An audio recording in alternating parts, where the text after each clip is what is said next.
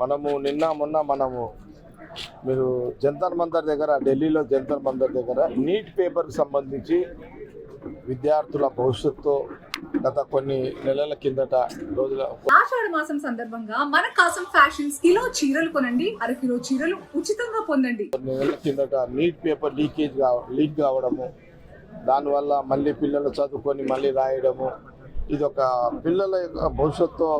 BJP ప్రభుత్వం నరేంద్ర మోడీ గారు ప్రధానమంత్రి గారు మాట వరుసకు కూడా ఈ నీట్ పేపర్ లీక్ అయిన తర్వాత ఒక్క మాట కూడా విద్యార్థులతో మాట్లాడకపోవడం, దాని మీద తప్పు జరిగింది, ఇలాంటి తప్పులు జరగకుండా చూస్తామనే మాట కూడా ప్రస్తావన లేకుండా ఒక మొండిగా మరి ప్రధానమంత్రి గారు ఉండడము, మరి దాన్ని నిరసిస్తూ చాలామంది యువకులు స్టూడెంట్స్ మరి జంతర్ మంతర్ దగ్గర వాళ్ళు వేల స్టూడెంట్స్ మరి జంతర్ మంతర్ దగ్గర దీక్ష ధర్నా కార్యక్రమం చేస్తున్న క్రమంలో పోలీసులు ఢిల్లీలో విద్యార్థులను స్టూడెంట్స్ మీద యువకులు స్టూడెంట్స్ మీద దారుణంగా లాఠీ చార్జ్ చేయడము, కొట్టడము, రక్తాలు వచ్చేటట్టుగా కొట్టడము, చిత్రహింసలు పెట్టే రకంగా లాఠీ చార్జ్ చేయడము, ఇది చాలా అమానుష్యం. నిజంగా ఘోరమైన ఇంత దారుణంగా బీజేపీ నరేంద్ర మోడీ ప్రధానమంత్రి గారి వాళ్ళ ప్రభుత్వం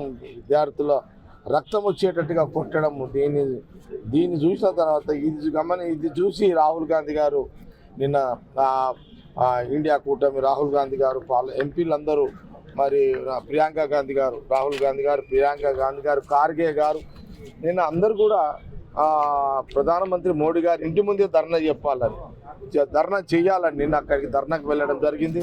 మనమందరం మీడియాలో చూస్తూనే ఉన్నాం. నిన్నంతా కూడా ధర్నా చేస్తున్న క్రమంలో సాయంత్రం 6-7 గంటల టైంలో రాహుల్ గాంధీ గారిని విద్యార్థుల మీద జరిగిన లాఠీ చార్జ్ నిరసనగా ఈ దేశంలో స్టూడెంట్స్ జరుగుతున్న నష్టాన్ని లాఠీ చార్జ్ని గమనించి నిన్న నరేంద్ర మోడీ ఇంటి ముందే ప్రధానమంత్రి గారి ఇంటి ముందే రాహుల్ గాంధీ గారు కూర్చోవడం, ఎంపీలందరూ కూడా కూర్చోవడం, ప్రియాంక గాంధీ గారు ఖార్గే గారు కూర్చోవడం మనందరం గమనించడం.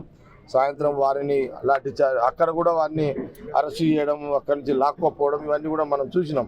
నిన్న రాహుల్ గాంధీ దానికి నిరసనగానే రాహుల్ గాంధీ గారి విద్యార్థులకు మద్దతుగా రాహుల్ గాంధీ గారు ప్రియాంక గాంధీ గారు కాంగ్రెస్ పార్టీ చేస్తున్న పోరాటాన్ని మద్దతుగా నిన్న రాత్రి మేము నేషనల్ హైవే 65 బాంబే హైవే మీద దాదాపు 2 గంటల సేపు మేము కూడా హైవేని దిగ్బంధం చేయడం కూడా జరిగింది.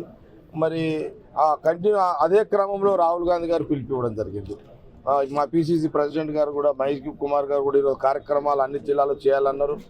అందరూ చేస్తున్నారు. ఒక దిక్కు సీఎం రేవంత్ రెడ్డి గారు చేస్తున్నారు, మహేష్ కుమార్ గౌడ్ గారు ఒక దిక్కు చేస్తారు. ఇప్పుడు సంగారెడ్డిలో కూడా అంటే ఇప్పుడు రాహుల్ గాంధీ గారు అందరికీ వీడియోలు వచ్చినాయి, మా అందరికి వచ్చినాయి. మన ప్రధానమంత్రి మోడీ గారు బేషరతుగా భారతదేశ యువకులకు స్టూడెంట్స్కి క్షమాపణ చెప్పేంత వరకు ఉద్యమాలు కొనసాగుతాయో చెప్పాలి అని రాహుల్ గాంధీ గారు డిమాండ్ చేయడం జరిగింది.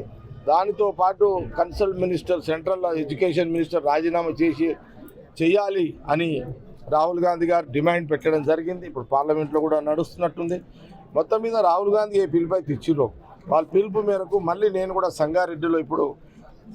సంగారెడ్డి నియోజకవర్గంలో సంగారెడ్డి హెడ్ క్వార్టర్లో విద్యా సంస్థలు అన్నీ కూడా బంద్ చేయాలని రాత్రి 2 గంటలకి మేము రిలీజ్ చేయడం జరిగింది. స్కూల్స్, హై స్కూల్స్, కాలేజీలు, ప్రైవేటు, గవర్నమెంట్ అన్నీ కూడా బంద్ చేయండి. ఈ భారతదేశంలో ఉన్న విద్యా వ్యవస్థకు, విద్యార్థులకు, స్టూడెంట్స్కి జరిగే నష్టము, ఇలాంటి నష్టాలు జరగవద్దు, దారుణాలు కూడా జరగొద్దు స్టూడెంట్స్ మీద అని రాహుల్ గాంధీ గారు ఏ లైన్ అయితే తీసుకున్నారో, ప్రియాంక గాంధీ గారు ఏదో పోరాటం చేస్తారో, ఖార్గే గారు ఏదో పోరాటం చేస్తారో, రాహుల్ గాంధీ గారి నాయకత్వంలో వారి పిలుపు ప్రకారం ఈరోజు సంగారెడ్డిలో కూడా ఇప్పుడు ఇంకా కొద్ది క్షణంలో భారీ ఎత్తున ర్యాలీ కార్యక్రమాలు కూడా ఉంటాయి. విద్యా సంస్థలు అన్ని బంద్ చేస్తున్నాం. రాహుల్ గాంధీ గారి యొక్క నాయకత్వంలో స్టూడెంట్స్కి మద్దతుగా కార్యక్రమం ఇక్కడ జరుగుతున్నది.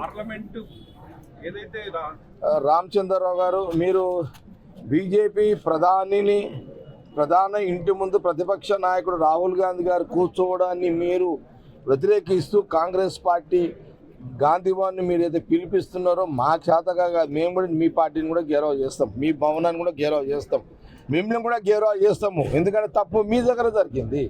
మీ ప్రధానమంత్రి గారు చేశారు. మీ ప్రధానమంత్రి దేశంలోని యువకులకు స్టూడెంట్స్ క్షమాపణ చెప్పాలని రాహుల్ గాంధీ గారు డిమాండ్ చేస్తున్నారు. మీరు మీ ప్రధానమంత్రి మోడీ గారు రాహుల్ గాంధీ గారు అన్నట్టుగా మీ ప్రధానమంత్రి మోడీ గారు భారతదేశ స్టూడెంట్స్కి ముందు క్షమాపణ చెప్పియండి. దాని తర్వాత మీ మంత్రి ఎడ్యుకేషన్ మినిస్టరు రిజైన్ చేయాలి.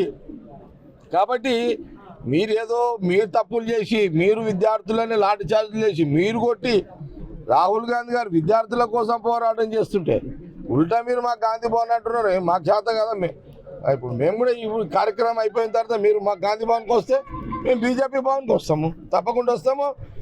మేము కూడా వచ్చి మీ గాంధీ భవన్ పరిసర ప్రాంతాల్లో గేరావ్ చేసే ప్రయత్నం చేస్తే తప్పకుండా బీజేపీ పార్టీ ఆఫీస్ కూడా గేరావ్ చేస్తాం, మీ సెంట్రల్ మినిస్టర్ కూడా గేరావ్ చేస్తాం. తప్పులు మీరు చేసారు, మీ కిషన్ రెడ్డి గారిని చేస్తాం, బండి సంజయ్ గారిని చేస్తాం, మేము కూడా అందరినీ గేరావ్ చేస్తాం.